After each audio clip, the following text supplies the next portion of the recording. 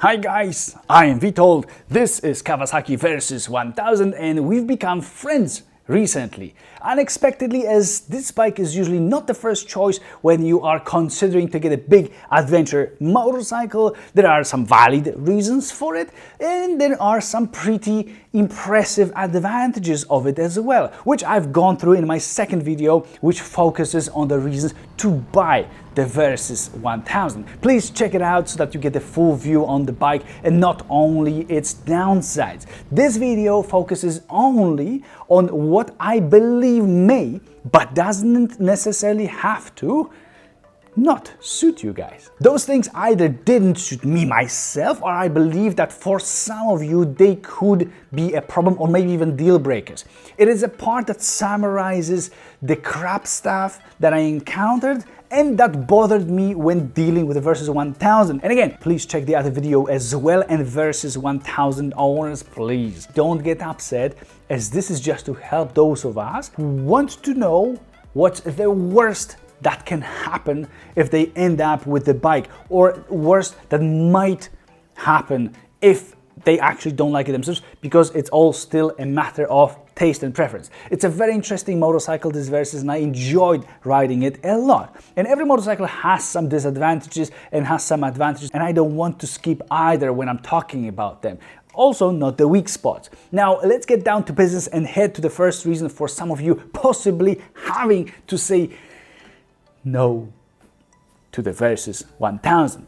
That would be its rather weird looks, I think, and proportions that are quite strange, even though it looks better when seeing it in person than in the pictures and videos. So why can that be, and why some of you may not like it? Mostly for three reasons, with first being this front face that's pushed so much forward, or rather pulled so much forward, and is shaped in a triangular kind of shape face that makes it look like something had squeezed it from the sides. It may also be the small front 17-inch rim and a rather big body booty, which makes it look like a Sangyon Action. They look similarly, right, don't they? Same face and same wheels. Interesting. And the third thing here is that the rear wheel is moved forward visibly, and that raised part of the bike with the passenger seat and luggage rack, it leaves a big gap between the bike's body and that rear wheel. And that might resemble a bird with its tail feathers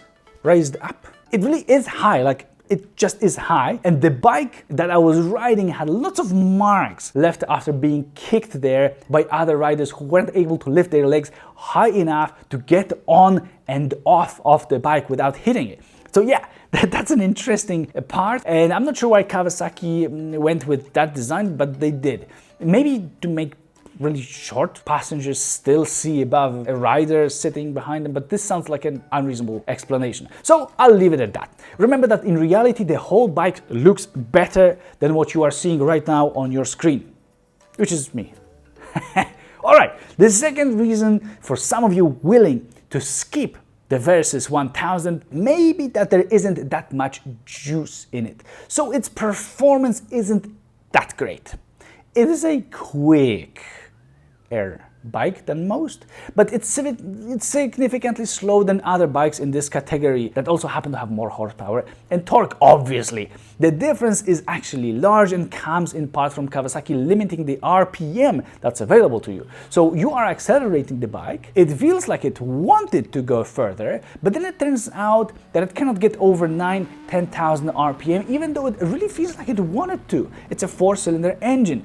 It also sounds very serious and nice, to the point that the ground underneath is shaking. So this comes as a surprise, by the way, and I would like Kawasaki to remove restriction and let this engine rev higher to reach that hidden power.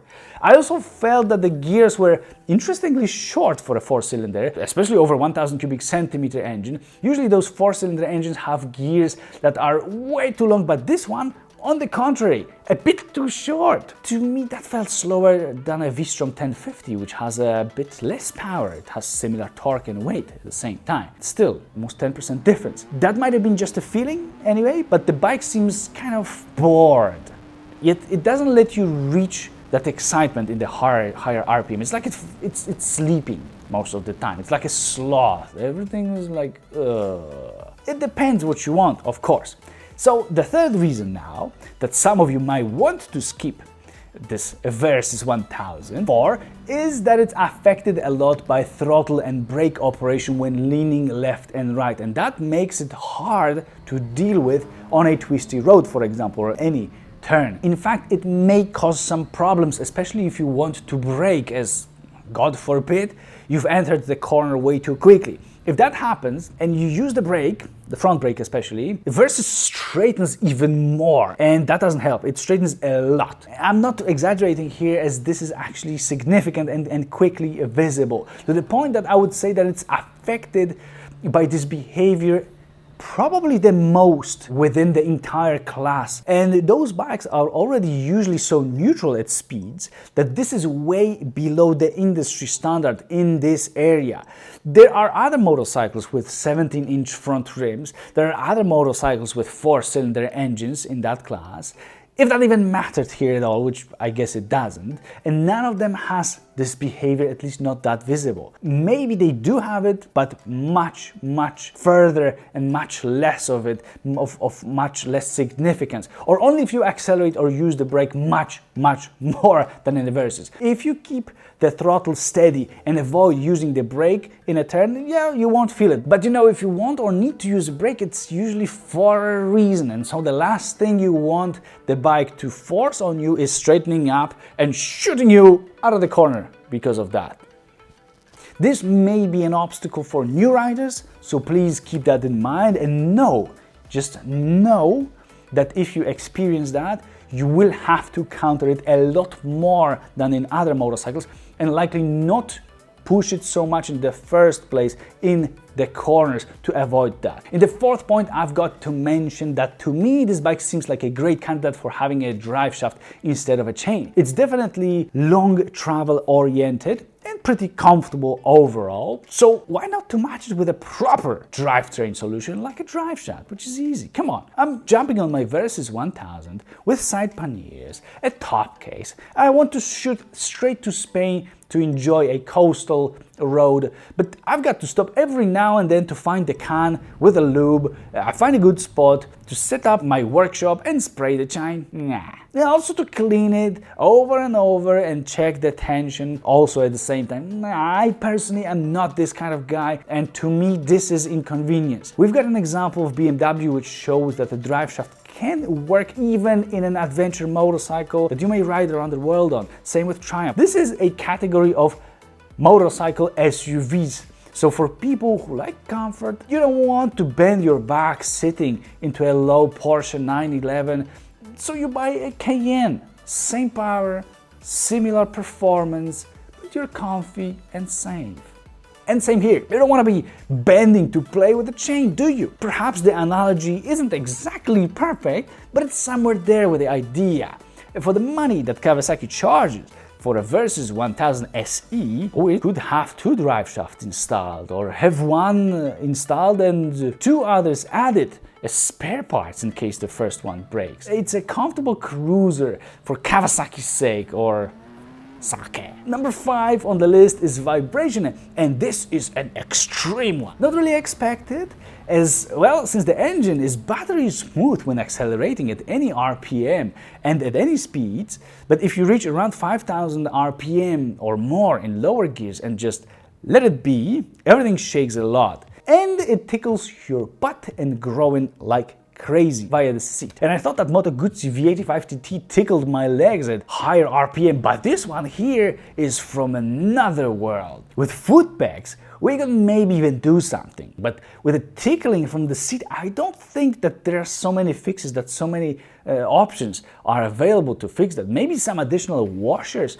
if there's space for them, maybe a different vibration-free seat, if there even can be such a thing, or you simply change a gear to a higher and not get bothered. I haven't spent hours on a highway, but for some reason at higher speeds and in higher gears like 6th or 5th, I didn't really notice such vibration, but here in the 3rd gear, I was in shock with what was going on in my pants, to the point that in the video I had to take a look what's going on there. Yeah, vibration can be annoying, so Or maybe not, so try it yourself, maybe you'll like it. But all right, let's move to the sixth point that I have already kind of mentioned, actually, and it's the price. The base Versys 1000 costs currently as much as a Suzuki V-Strom 1050 in the XT version, so in the top variant. Similar power, similar size, weight, and many other numbers are also similar. Different styles and orientation, focus on what they should be doing, but also both of them are from Japan and aren't considered premium motorcycles. The V-Strom 1050 XT doesn't have an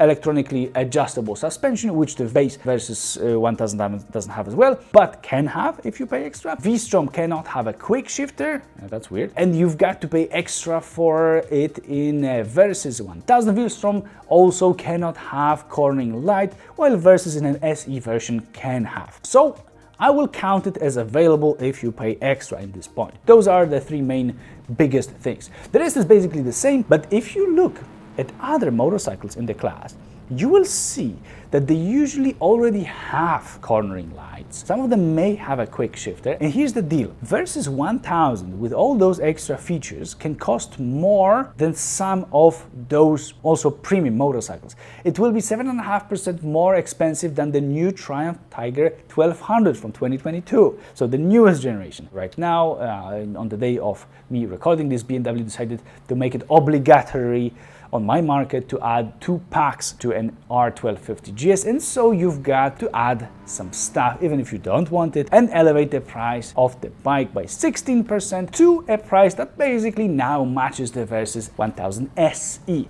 So I cannot say anymore that Versys would be more expensive than BMW, because BMW now beats it by 2%. Very arrogant.